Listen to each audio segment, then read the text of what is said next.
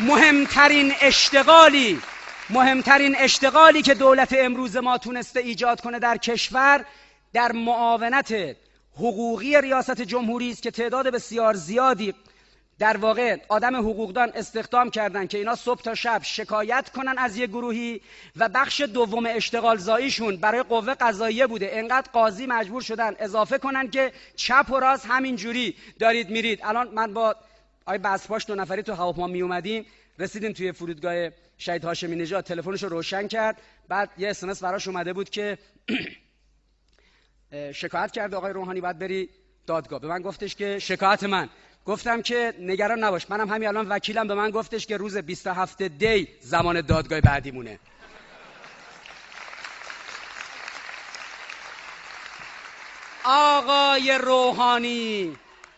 آقای روحانی این خیلی رفتار بچگانه از یک حقوقدان رئیس جمهوریه که اینقدر صبح تا شب از هر روزنامه نگار و سخنران و وبسایت و خبرنگاری شکایت کنه.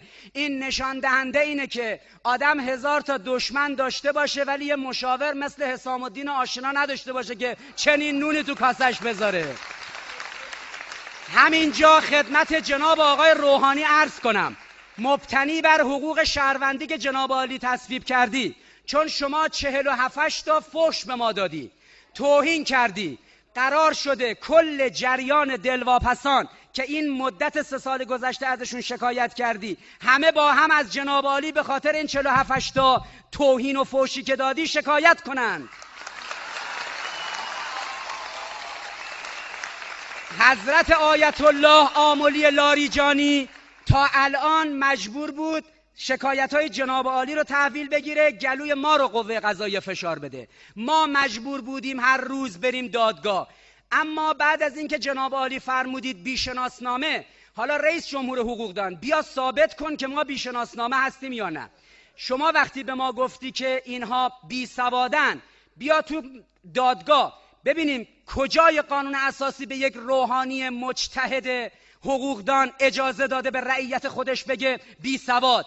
رعیتی که از نظر تراز علمی از همه مدعیان سواد اعتدالگرا و اصلاح طلب سوادشون بالاتره.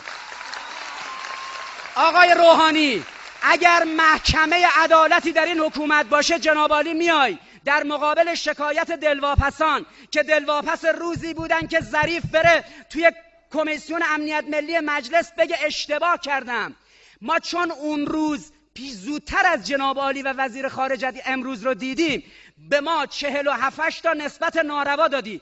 حالا باید در این قوه قضاییه جناب عالی به پاسخ بدی چرا به ما توهین کردی، گفتی بزدل. ما بزدلیم، هممون با هم میریم کنار استخر، تو و تیم دولتت، حتی ژنرال های دولتت، یعنی حسین دهقان و علی شمخانی، 2 تا ژنرالات، ما دلواپس هم هممون میریم کنار استخر لخت میشیم، ببینیم دوربین ها ثبت کنن رو بدن ما نشانه در واقع بزدلی و تیر و ترکش بیشتره یا رو بدن تیم جناب عالی.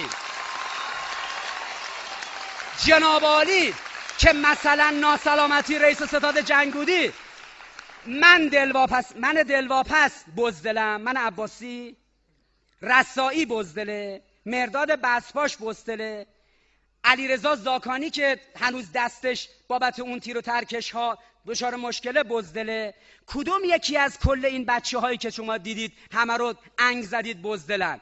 حالا وقتی که چند صد نفر با هم دیگه از جناب عالی شکایت کرد، قوه قضاییه مجبور شد جایی که با پول بیت المال شما قاضی انتخاب میکنید، وکیل انتخاب میکنید، از رعیت خودتون شکایت میکنید. در حکومت عدل علوی یک امتحان سختی برای قوه قضاییه هست، باید یک بار برای همیشه بزنه تو دهن رئیس جمهوری که حرمت حقوقدانی رو رعایت نمیکنه، حرمت لباس روحانیت رو رعایت نمیکنه، به شهروند خودش میگه بزدل، به شهروند خودش میگه برو به جهنم. آقای روحانی، تو و وزیر امور خارجت با این گندی که در برجام زدید رفتید به جهنم.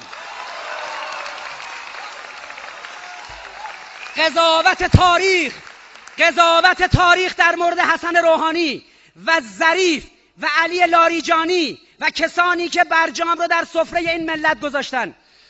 قضاوت تاریخ قضاوتی بدتر از عهدنامه ترکمنچای و گلستانه. باور کنید به 1-2 سال آینده نمیرسه تمام ملت ایران لعن و نفرین میکنن کسانی رو که درگیر این قضایا بودن، از جمله خود آقای ظریف و دوستان دور و برش رو. حالا آقایون چپ میرن راست میرن میگن شما دلواپس بودید، مسخره میکنن. ما دلواپس اینجا بودیم که آقای اوباما انقدر برای شما آقای روحانی ارزش قائل نبود که روزای آخر مدیریتش قانون ایثار و قانون داماتو رو حداقل برای دلخوش کردن شما هم که شده منتفی اعلام کنه، بزنه کنار. ترامپ بیاد بگه آقا اون بود، من از نوم اینو میذارمش توی چرخه. همونطوری که کارتر برای محمد رضا پهلوی پشیزی ارزش قائل نبود، هر کس اعتماد کرد مثل رئیس جمهور مثلا مخلوع مصر، مثل مبارک، مثل هر کس دیگه ای، هر کس به آمریکا یا اعتماد کرده رو دست خورده. جوان انقلابی دیدید وقتی امام جامعه توی همین مشهد 1192 فرمود روز عید برید مذاکره کنید، من خوشبین نیستم، من به آمریکا اعتماد ندارم. حالا گرفتید که امام مسلمین کجا رو میدید؟ چجوری آقای اوباما تو دهنی زد به آقای ظریف و آقای روحانی که حتی حاضر نشد عیسی رو نفیش کنه، قانون داماتو رو. لذا دوستان عزیز اینه. حالا آقای روحانی چپ میره راست میاد بابت هر چیزی از ما سخنرانی میکنه. آقای حسام الدین آشنا هم هی توییت میزنه که نمیدونم جلوی این قضیه رو بگیرید. آقای حسام الدین آشنا، اگر در ماجرای مذاکرات دوستتون با طرف اسرائیلی، وقتی من تو دانشگاه امیرکبیر گفتم جناب عالی فهمی از استراتژی داشتی به عنوان رئیس مرکز بررسی استراتژیک دولت، آروم از کنارش میگذشتی، صداشو در نمی آوردی، خودت کاری کردی. ما وقتی رفتیم دادگاه مجبور شدیم 500 صفحه سند بدیم، دادگاه موند که چه کارش کنه. دوباره فشار آوردید به قوه قضاییه، هر جوری شده حکم بگیر. قوه قضاییه به ما فشار آورد. آمریکا 41,000 صفحه سند در 30مین سالگرد اون قضیه منتشر کرد. مسلمون یه جمله‌ای که ما گفتیم یه جمله بود شد 500 صفحه، 500 صفحه شد 41,000 صفحه سند. خب مجبورید وقتی توی حیطه‌ای تخصص ندارید، مگه نگفت به تمرگ؟ لذا به شما جوونا توصیه میکنم، به شما جوونا توصیه جدی میکنم، هر وقت شدید رئیس جمهور کسی مثل حسام الدین آشنا رو مشاور امنیتی فرهنگیتون انتخاب نکنید، چون با توصیهش برای شکایت در مورد این و اون موجب میشه بدتر چیزی رو که به همش بزنی هی چیزش بیشتر بیاد بالا. حالا دوباره دوستان شکایت کردن، من انشالله قول به شما میدم مستندات و سازوکارهای بعدی که دوستمون شکایت کرده رو کنم. اما در چند ماهه آخر دولت زمانی رسیده که حالا ما از آقای رئیس جمهور شکایت کنیم. جرم ما چی بود جوونا؟ جرم ما این بود که زودتر از مسئولین دولت فهمیدیم آمریکا پدیده‌ای به نام یوترن رو ور نمیداره.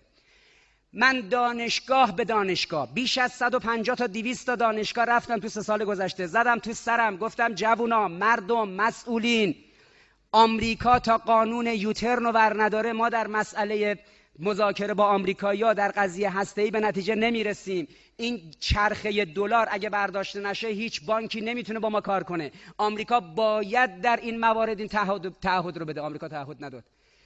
وقتی که ما داد زدیم، هر چی فریاد زدیم، مقام معظم رهبری فرمود به تیم مذاکره کننده آقا گوش کنید به این منتقدین، شاید این منتقدین حرفی داشتن به دردتون میخورد.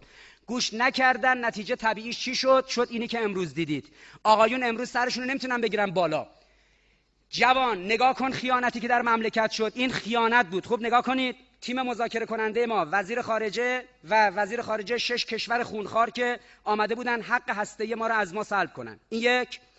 2 تا بال داشت این مذاکرات. بال انرژی هسته‌ای که آمریکا میگفت شما دنبال بمب اتم هستید. آقای صالحی باید میرفت مذاکره میکرد با با آقای آمانو، ولی به جای آقای آمانو ما رفتیم با آمریکا مذاکره کردیم. آقای در واقع مودیز وزیر انرژی آمریکا، هی شما تو تلویزیون دیدید آقای صالحی آقای مودیز، آقای صالحی آقای مودیز. او به ما اعتماد نداشت، ریز به ریز نشستن بحث کردن از چه کیفیتی از بوتون استفاده کنن برای عراق، چه جوری سانتریفیوژای ما رو جمع کنن، ریز به ریز قطعی. این بال اینور. بال اینورم این بود که ما میگفتیم تحریما رو بردارید. شما هیچ وقت جلسه‌ای ندیدید بین جک لو وزیر خزانه‌داری آمریکا با آقای طیب نیا و آقای سیف.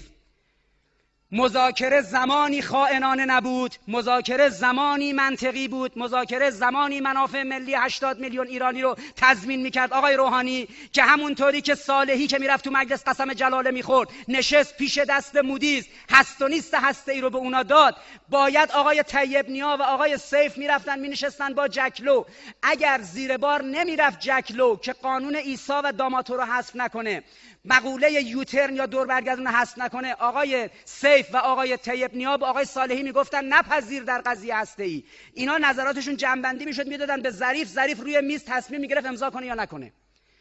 تمام این دوران 3 ساله‌ای که مذاکره شد 2 سال و نیم، یک بار آدمای اقتصادی ما نرفتن اونجا مسئله رو ببینن. شما چجوری از منافع ملی ما دفاع کردید؟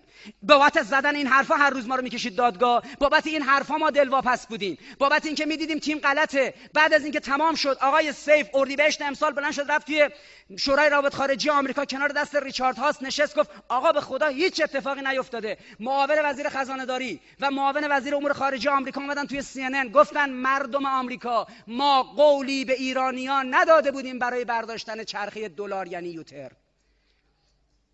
این اسمش خیانته، این اسمش خیانته. فردا وقتی میگن آقا متهم کردید دولت رو به خیانت، بابت اینه که آقا ما امروز رو میدیدید، اگر راست میگفتید در کمیسیون امنیت ملی رو دیروز نمیبستید به روی کریمی قدوسی و خبرنگارا. چرا سعی میکنید موارد صداش نیاد بیرون؟ منافع ملی، کیان ملی، اون جوونی که بلند میشه نوعروسش و نوزادش رو میذاره میره توی سوریه شهید میشه که داعش نیاد تو خیابونهای مشهد و تهران و اصفهان با ما بجنگه، او خونش بر گردن ما مسئولیت ایجاد میکنه. چرا آرایش تیم دیپلماتیک ما کامل نبود؟ چرا تیم اقتصادی ما میلیمتر به میلیمتر این چیزایی رو که امروز دنبال میکنه دشمن رو پیگیری نکرد؟ که آقای هاشمی بیاد بگه که ظریف قول داده جبران کنه. اونا روی کاغذ رسمی وقتی امضا میکنن به قول علی علیه السلام تو نهج البلاغه قدارن، یعنی میزنن زیرش. همینجوری تلفنی به آقای ظریف گفته که جبران میکنیم، تموم شد دولتشون. آقای هاشمی بیدار شو، بیدار شو. ای کاش به جای زندان رفتن ما، به جای محاکمه شدن امثال ما دلواپسا، همه ما برای احقاق حق این ملت کشته می شدیم، ولی ملت این را ایران زیر بار ذلت برجام نمی رفت که الان آقایون میندازنش گردن رهبری. ایشون در ریز جزئیات بوده. آقا رهبری مبتنی بر قانون اساسی در سیاست‌های کلی نظام فقط در رؤوس مسائل دخالت میکنه. بارها خودش علنی تو سخنرانیش گفته من نمیتوانم و نباید دخالت کنم. جزئیات به شما برمیگشته. یکی از این جزئیات این بوده آقای روحانی باید همزمان با صالحی و مودیز در بخش هسته‌ای، در بخش اقتصادی آقای طیب نیا و آقای سیف میرفتن مذاکره میکردن. فتنه برجام فتنه است که مکمل فتنه 1388. این نکته رو حواستون باشه. و پازل دشمن رو کامل کرد.